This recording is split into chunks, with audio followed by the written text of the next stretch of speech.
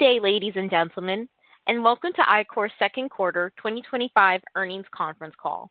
At this time, all participants are in a listen-only mode. Later, we will conduct a question-and-answer session, and instructions will be given at that time.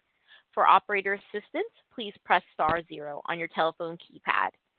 As a reminder, this call is being recorded. I would now like to introduce your host for today's conference, Claire McAdams, Investor Relations for Ichor. Please go ahead. Thank you, Operator. Good afternoon, and thank you for joining today's second quarter 2025 conference call. As you read our earnings press release and as you listen to this conference call, please recognize that both contain forward-looking statements within the meaning of the federal securities laws. These forward-looking statements are subject to a number of risks and uncertainties, many of which are beyond our control, and which could cause actual results to differ materially from such statements. These risks and uncertainties include those spelled out in our earnings press release, those described in our annual report on Form 10-K for fiscal year 2024, and those described in subsequent filings with the SEC. You should consider all forward-looking statements in light of those and other risks and uncertainties. Additionally, we will be providing certain non-GAAP financial measures during this conference call. Our earnings press release and the financial supplement posted to our IR website each provide a reconciliation of these non-GAAP financial measures to their most comparable GAAP financial measures. On the call with me today are Jeff Andreson, our CEO, and Greg Swyt, our CFO. Jeff will begin with an update on our business, and then Greg will provide additional details about our results and guidance. Jeff will make a few additional remarks before opening the line for questions. I'll now turn over the call to Jeff Andreson. Jeff? Thank you, Claire, and welcome, everyone, to our Q2 earnings call. Thanks for joining us today. This afternoon, along with our second quarter earnings release, we announced our CEO succession plans, which I will further discuss towards the end of our prepared remarks. Second quarter revenues of $240 million came in at the upper end of our expectations, reflecting a modest acceleration of customer demand into the first half of the year. With the Q2 revenue upside driven primarily by our lower margin gas panel integration business, Q2 gross margin of 12.5% was at the lower end of our expectations for the quarter.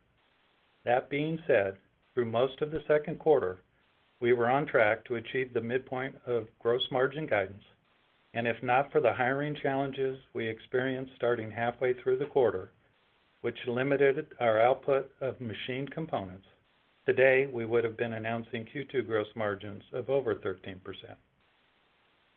We continue to face hiring and retention challenges, which has continued to impact our output volumes in the third quarter to date. And ramping internal supply is a key enabler of the strong gross margin flow-through. Therefore, as we focus on securing the necessary headcount in our U.S. machining operation, we are proactively reducing costs elsewhere in the organization. As we reflect on the customer demand environment, industry and peer reports continue to indicate that 2025 will be a modest growth year for wafer fab equipment, or WFE, and with our first half revenues up 20% year over year, we continue to expect our revenue growth this year will outperform overall WFE growth for 2025. So while revenue growth outperformance versus the industry is an expected highlight of our financial performance this year, the most critical operational priority for Ichor in 2025 is bringing our internal component supply fully up to speed in order to meet strong customer demand and increasing momentum qualifying our proprietary component products. This is what we absolutely must accomplish in order to see the benefits of the new product wins through the P&L via strong flow-through and gross margin expansion. Our new product strategy is taking hold and gaining traction. With continued new customer qualifications, as we successfully ramp our internal supply, we are confident that our strategies will materialize in stronger gross margins as we progress forward. In order to track our progress, here are some key benchmarks to look for from us over the next few quarters. The first is building momentum in our top line. Year to date, further expansion of our revenue scale beyond the current $240 million run rate has been stalled by a slowing EUV build, reduced investments by a major U.S. semiconductor manufacturer, and the continued lack of demand for additional capacity in some of our non-traditional markets, such as silicon carbide. In order to see our structural improvements to gross margin materialize, we need the additional tailwind of revenue momentum above the $250 million run rate, which is what we had planned for in the second half of 2025 as we entered the year. The next sign of progress will be continued qualifications of our new products by the end device manufacturers. And finally, progress will continue as we provide updates that we have scaled our internal supply to sufficient levels and that our output is aligned with our customer needs and cost targets. Turning to our momentum qualifying additional proprietary components with our key customers. In Q2, we made meaningful progress across multiple fronts: qualification, commercialization, and market expansion. Most notably, we achieved a major milestone with the successful qualification of our flow control product at a key end user. This marks our first end user qualification for this product line, which serves as a strong validation of its performance in high demand production environments. We believe this success lays the foundation for broader adoption and additional end customer qualifications. We also reached an important inflection point with our valve product line. During the quarter, we secured a third customer qualification, and we're actively working toward a fourth. That said, we are intentionally pacing the fourth qualification to align with our internal capacity ramp. This ensures that we can support volume demands without compromising quality or delivery commitments. Importantly, we began shipping valves in production volumes this quarter, a key milestone in scaling commercial success and realizing the margin benefits of internal sourcing. In parallel, we are making steady technical and operational progress on two new proprietary component products, which are designed to expand our addressable markets for both flow control and valves. These next generation offerings will allow us to serve a broader range of applications and customer needs, further increasing our value across the semiconductor supply chain. As we move into the second half of the year, we remain focused on expanding manufacturing capacity and aligning production to meet our targeted product margins. For Q3 specifically, with our current visibility, our revenue guidance remains in the same range as we provided for Q2 a quarter ago. The customer demand environment has remained relatively steady since May, and our full year outlook is largely unchanged. The key differences between how we are looking at 2025 now compared to a quarter ago are, first, the Q2 revenue pull-in now indicates 2025 is likely to be a slightly front-half weighted year. While the second half customer demand environment hasn't changed materially, I would also add that the accelerations of demand leading to a stronger second quarter have now slowed a bit in advance of an expected slower quarter in December for etch and deposition. Additionally, we are marginally less confident about a few areas of potential upside materializing within this calendar year. Next, and more meaningful to our outlook, we are taking a more conservative view to our expected hiring ramp and guiding gross margin. And for the third quarter, we are providing a similar range of expectations as we did for Q2.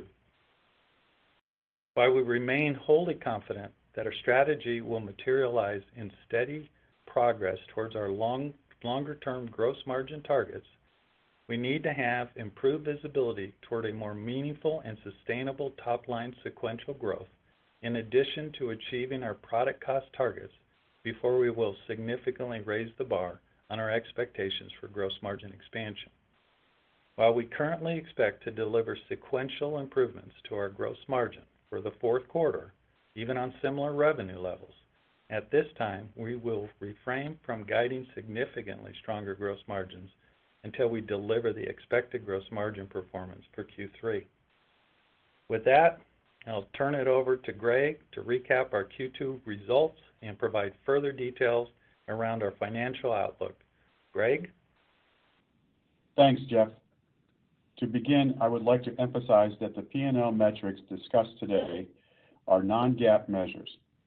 These measures exclude the impact of share-based compensation, amortization of acquired intangible assets, non-recurring charges, and discrete tax items and adjustments.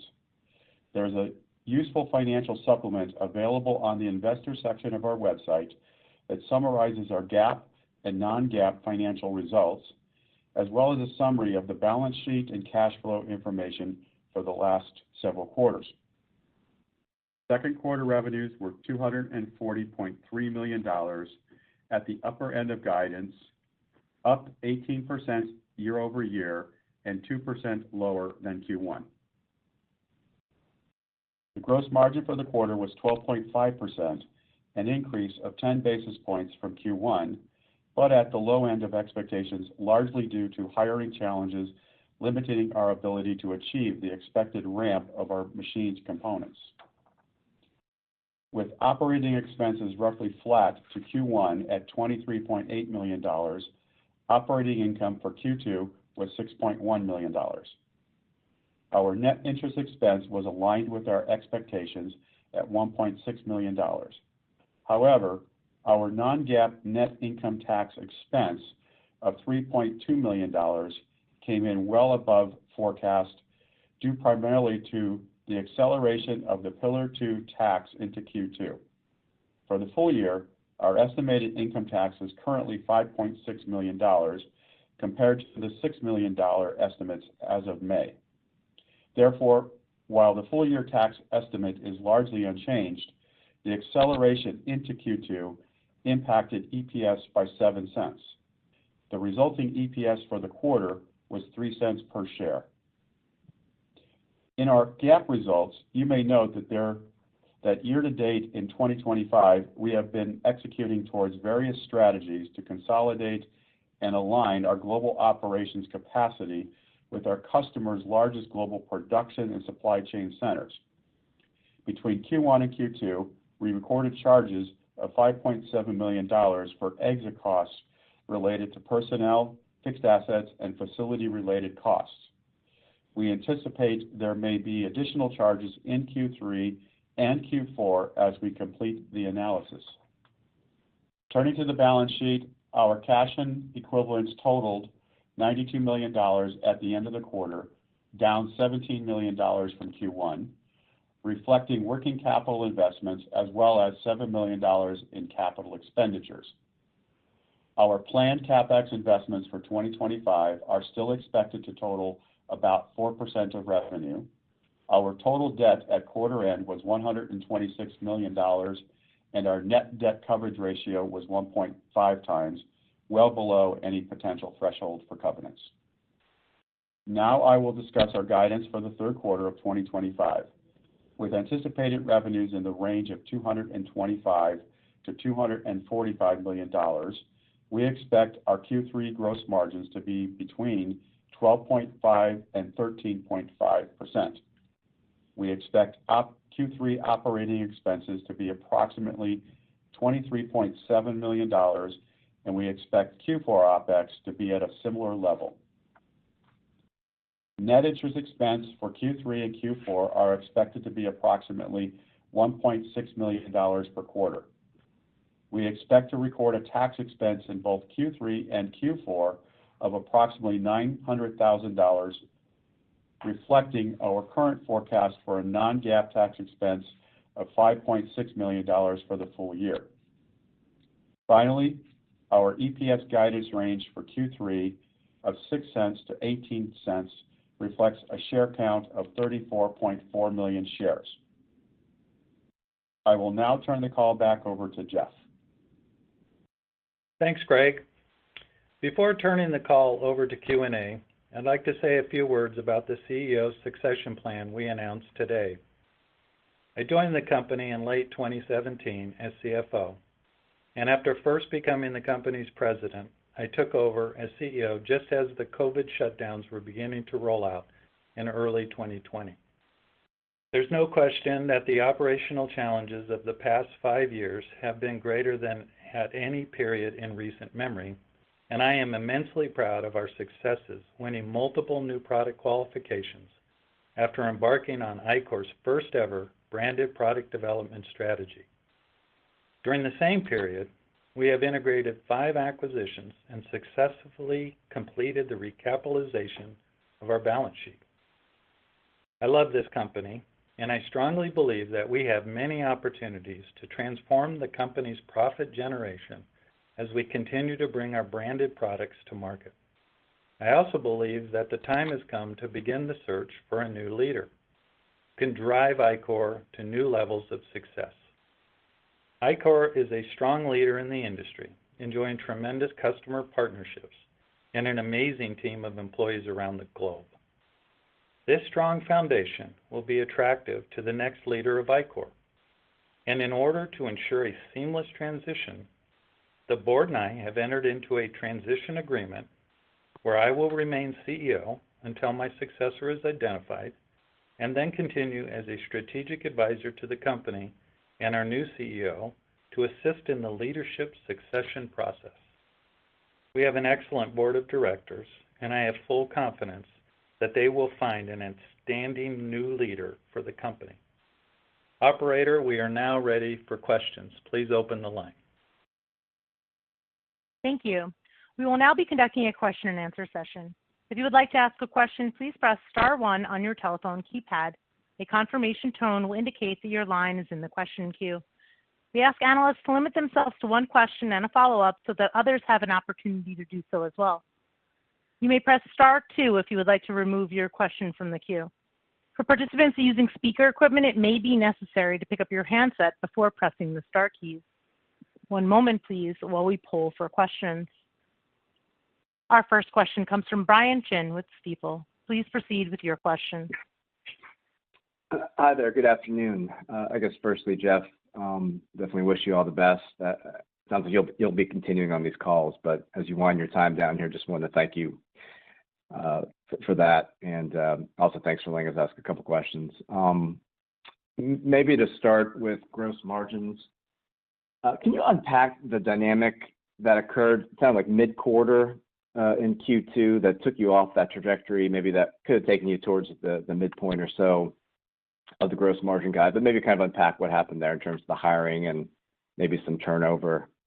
And then tied into that, I guess, is how that relates to sort of the uptick in OpEx sequentially above plan. Yeah. So, at the beginning of the quarter, we were doing pretty good at bringing people in, and then as you bring them in, these are very unique jobs. This is mostly our U.S. operation in Minnesota. A lot of them go into the clean room to do the we'll call it post machining. I'd say we did a pretty good job of getting the machinists. We have a lot of machine parts, but we couldn't get them all built.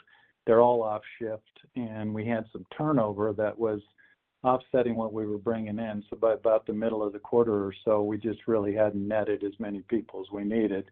And it kind of continued towards the end of the quarter with very few folks. We've changed some approaches to how we hire in the off shifts and shift differentials, things like that. So I would say entering this quarter, it's a little bit better, but it's where we would have wanted to be a quarter ago. So it did start pretty good, but then the retention side of it, once they put on bunny suits and get in a clean room, we weren't able to retain everybody that we hired during the quarter. Got it. And that's sort of the spike up in the OpEx and sort of coming back down in Q3. Well, the spike up in the OpEx was a little unique around some of our. We've had some higher healthcare costs we had originally planned entering the year. Everything else was pretty much aligned with it. But it's not related necessarily to the hiring in Minnesota. And having said that, most of had we stayed on the hiring trajectory that we saw in the first, say, month or so without the turnover, I think we would have been announcing pretty good, better than our midpoint of guidance is how we looked at it. So we've taken a little more conservative approach on our hiring ramp this quarter, and that's why the guidance is around 13% for gross margin.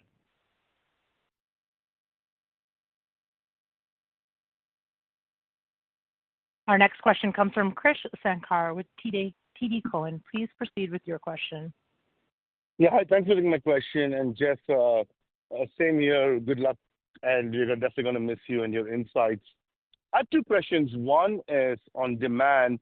Just kind of curious, into Q3, where are you seeing the demand coming in from? If you have that visibility, is it coming from NAND? Is it China? I understand you already said that EUV is lower and probably Intel WFE is lower. But I'm just kind of curious, where do you see the incremental demand coming from? I'm going to add a follow-up. Yeah, I think when you say incremental or the strength of demand into the second half is what you probably, or I think, assuming. I think foundry logic, still strong, high bandwidth memory, we can see it. I'd say maybe the advanced packaging has plateaued, and then I think the NAND is continuing. We can clearly see that the NAND investment is continuing into the back half. I mean, when you look at us pulling about 5 million forward, it's slightly down in the back half, and probably the biggest changes really have probably been around, again, a little bit of a reduction in our litho business, which is well understood, and build volumes are down. And then I would say a large U.S. OEM continues to push out some of their CapEx investments here in the U.S., and I'd say everything else kind of held its own. Got it. And then on the gross margin side, I'm just kind of curious because, this quarter I understand the machining employment as an issue. Last quarter is the proprietary content. I understand some of this is probably on execution versus what you can manage. But bigger picture, is there any other issues you see on gross margin? In other words, are your big semi-cap customers trying to put more pricing pressure on you compared to in the past, given that their customer base is consolidating? Or has any of that filtered down, or do you think this is all manageable and just like, as you termed it last quarter, growing pains? I would say our inability to execute and get the ramp to meet the customer demand that we have in front of us is hitting us both in the profitability we could get with the revenue numbers that we were projecting, as well as we talked about on the last call, we're still buying some externally that we're eventually going to make. Those two will move the needle fastest. I would say pricing pressure is always there. It hasn't really changed very much over the last year or so. It's always something you try and work on with your customers, reducing their costs and stuff. I would say from a tariff perspective, that's getting passed on. It's a lot better understood now, and so I think that is well understood by our customers, that that's something that'll be passed on. Thanks, Jeff. Thanks, Chris. Our next question comes from Craig Ellis with B. Riley Securities. Please proceed with your question. Yeah, thanks for taking the question. And Jeff, I'll echo the sentiment of the other two analysts, just expressing thanks for all the help over the years and wishing you the best as you evolve to the new role at some future time. Yeah, you're welcome.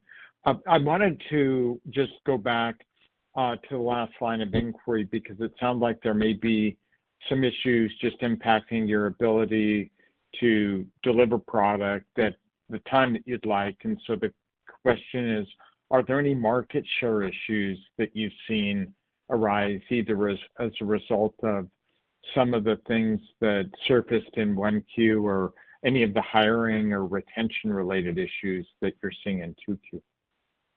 Well, I'd say from a market share, it's largely, you would think about it, the internal supply when you're still buying some externally, we're not capturing that market share until we get the operation ramped up. And so that's where we're seeing it. I would say kind of what we would call on our external revenue. We're not seeing any shifts there. Got it. And then I just wanted to go back to the demand view and the fact that we might be down a little bit second half, half on half. I thought we had heard from another large front-end company a view that WFE this year was evolving to a higher level, more positive level, one potentially leading towards 10% WFE growth versus 5%. Your revenues would track well versus that, but I'm just trying to reconcile the dissonance between those two and wondering if there's any help you can provide. I don't know that we disagree with them. I think we've always kind of thought it was going to be 105 or better. I think the wild card seems to be China again is a strength, which will benefit as our customers sell end users and things like that. But our growth year over year is still outpacing, that level of WFE. So I don't know that it's materially changed. We'll tell you there's a wide range of expectations out there. Some are higher than the kind of the 5% to 10 that have been discussed on prior calls. So. Thanks, Jeff. Okay. Our next question comes from Charles Shi with Needham & Co. Please proceed with your question. Hi, Jeff, Greg. Hey, Jeff. Similar to other analysts, I really enjoyed our conversation on the calls and in other various meetings with you over the past few years. Appreciate that. Thank you. Yeah, maybe a question about the remainder of the year, the outlook. Looks like you are basically saying versus 90 days ago, there is some conservatism, that incremental conservatism out there. One thing you said really caught me. I think you said there were some upside for the fiscal year you thought that could materialize, but looks like it's not. Sounds like it's more about revenue. And may I ask what were the upsides you were expecting a little bit earlier this year that you're not seeing? Yeah, good question. I think what we've seen soften. We thought we would start to see build rates in our EUV business start to go up in the fourth quarter. We haven't seen that yet. And I would say we've seen, and we don't see all the sell-through, but we've seen some of the U.S. OEM stuff shipped out of fiscal year 25. And so those are probably the two biggest catalysts to, I don't know, it's about a $5 million haircut in our outlook from a quarter ago. So versus, I don't know, 950 or 960 roll up, that's a pretty small range. There could be things that pop up into the fourth quarter, and we'll give you an update on that on the next conference call. But those are the two big moving pieces we've seen since the last call. Got it. So a little bit litho, a little bit depth and edge sounds like that were the upside that no longer really seen at the moment. So Jeff, the other question you said you now expect the second half going to be slightly lighter than first half. I would think before Lam reported, I would agree with you, but now Lam had a huge Q3 guidance upside, and they no longer see second half being really lighter than first half. And if I look at AMAT and other customers of yours, I'm kind of scratching my head a little bit because almost no customers of yours are actually seeing second half being lighter right now.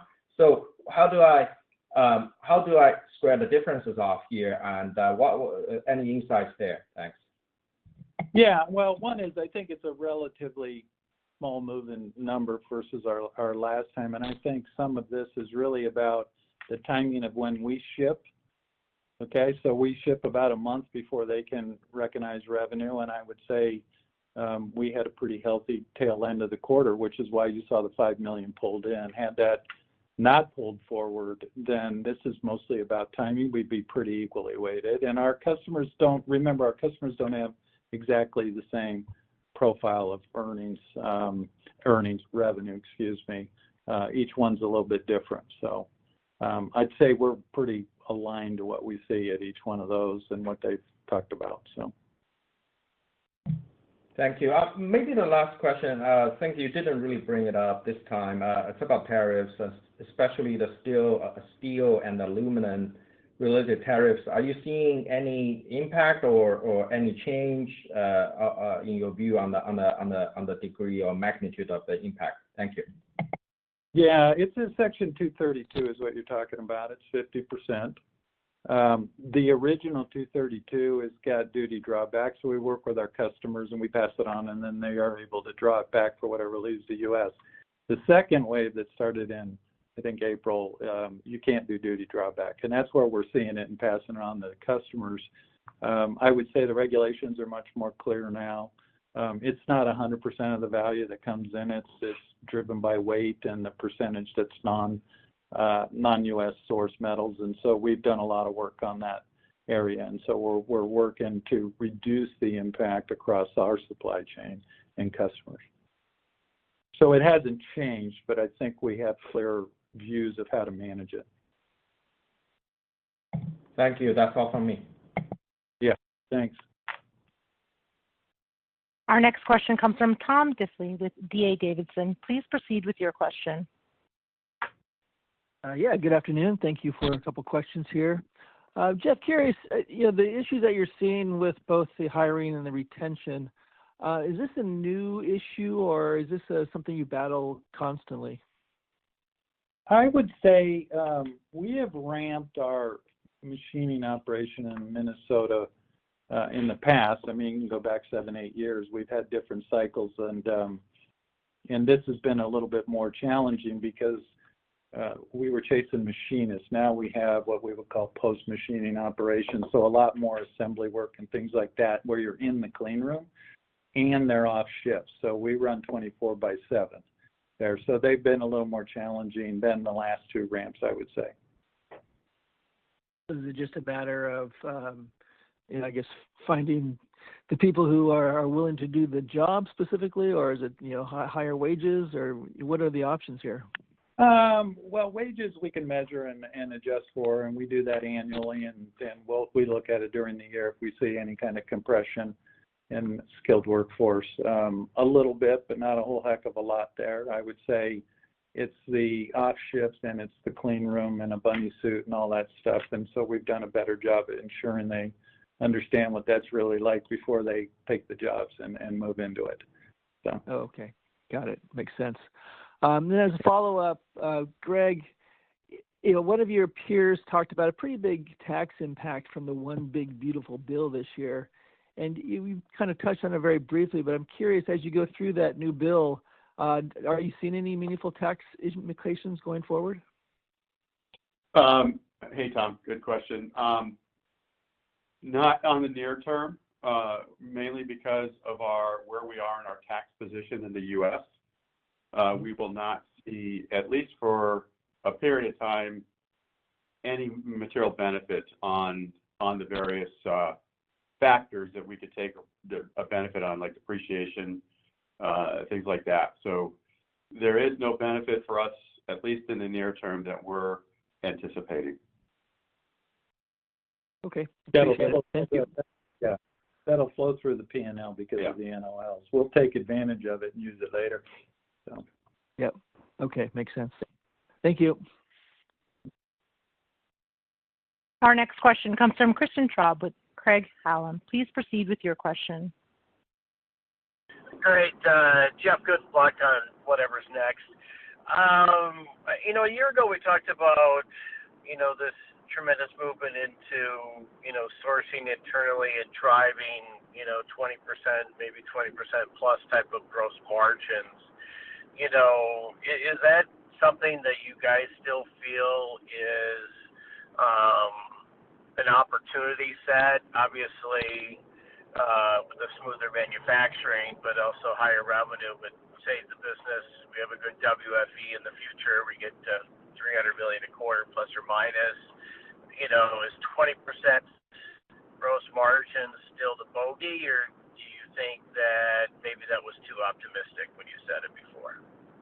Well, well, one is I would say it is not something that we can attain. I would say we have to attack it on two levels. One is the passive components is primarily where we've been getting the qualifications and the valves and the substrates and fittings and along the way. Those will move us up, but until we actually get some level of the flow controller and our prepared comments, we actually now have one of our first full integrated Ichor content gas boxes that got qualified and hit our customers and customers.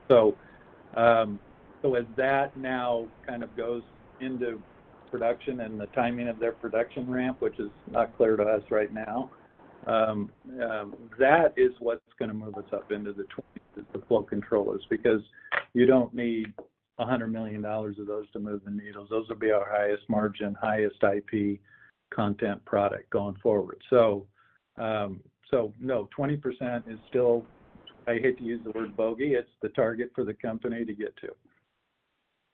Great.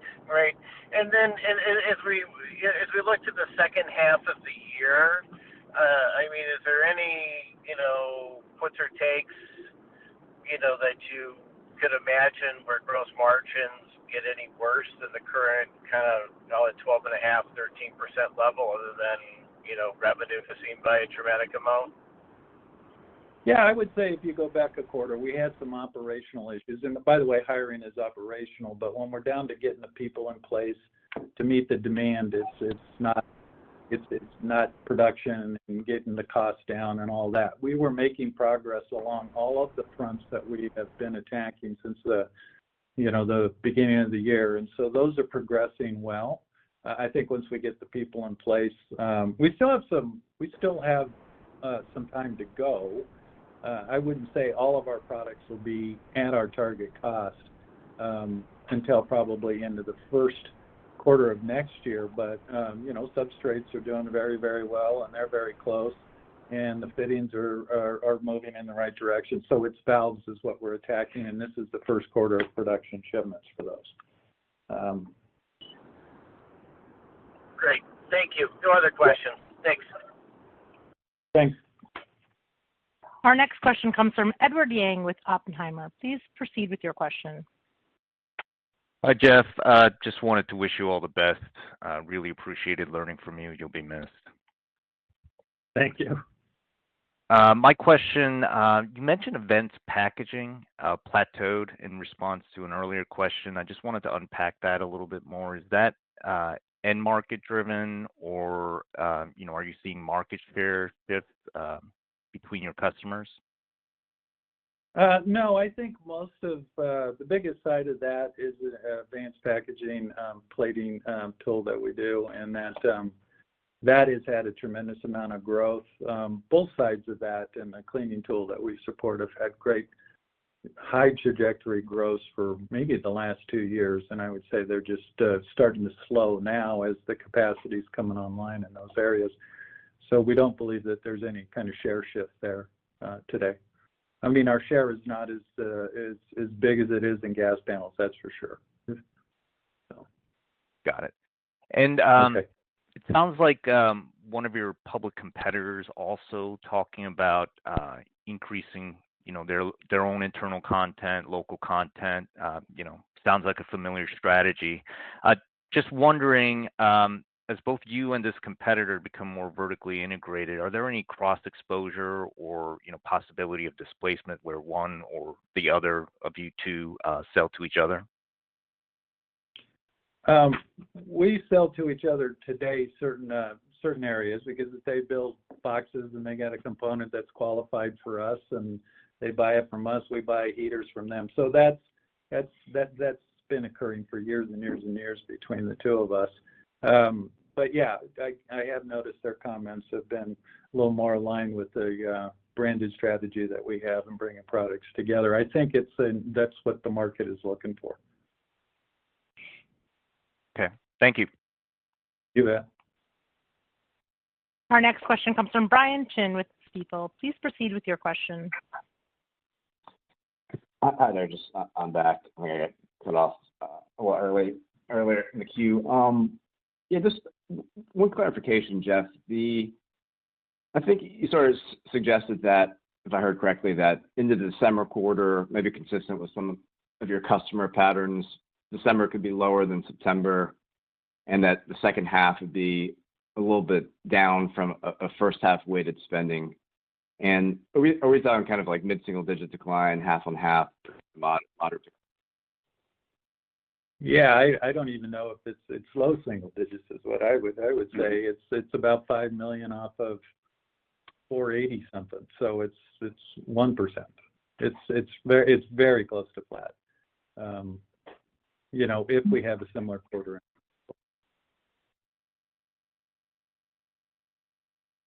You could almost assume that it's timing. Okay, got it. I missed some of that, but it sounds like you said like a 1% decline in December quarter or something. I would say that's probably in the timing of just when our customers are building things versus us. Got it. And then I also wanted to touch on the flow control qualification. That is kind of a milestone relative to an important part of the insourcing strategy. And you said sort of customer. Can you give us a sense of that sort of like a logic or DRAM application? Well, what would I say, and I think we've not said who the customer is, but we have said that these are almost all targeted on advanced logic opportunities. Okay. Got it. Maybe just one last quick thing, because I'm back on the. Can you give us? It sounds like from listening to the other questions that some of the slots that may have pushed into out of the year in some cases, kind of tied into maybe DRAM advanced packaging, something like that. I'm not sure I follow. You're just talking about the softness at the North America IDM. I would say that's probably logic. Okay, got it. Yeah, no worries. I appreciate it. Thank you. Okay, thanks, Frank. We have reached the end of our Q&A session, and I would now like to turn the floor back over to Jeff for closing comments. I want to thank you for joining us on our call this quarter. I'd like to thank our employees, suppliers, customers, and investors for their ongoing dedication and support. Our upcoming Q3 investor conferences include Oppenheimer's virtual conference next week, followed by Needham Semiconductor Conference, Jefferies in Chicago, and finally B. Riley's Tech Conference in New York. After that, we look forward to our next quarterly update in early November for our Q3 earnings call. In the meantime, please feel free to reach out to Claire directly if you would like to follow up with us. Operator, that concludes our call. This concludes today's teleconference. You may disconnect your lines at this time. Thank you for your participation.